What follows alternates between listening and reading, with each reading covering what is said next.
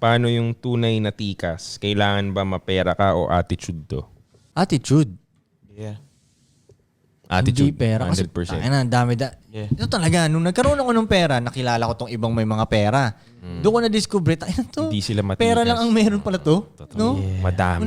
Walang katikas-tikas. Majority. Pag uwi mo sa bahay, wala kang katikas-tikas. I-explain mo nga muna, Koy. I-define mo muna ang word na tikas. Kasi baka Sobrang well tikas defined na. sa kanila. Ano ba ang matikas na lalaki para sa'yo? Karap ka sa Para sa akin, ang matikas na lalaki is siya, close na siya sa pagiging parang complete package.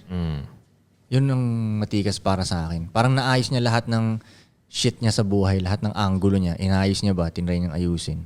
Hindi yung may isa lang siyang magaling. Di ba? Parang kunyari, iba, siga. Pero yun lang.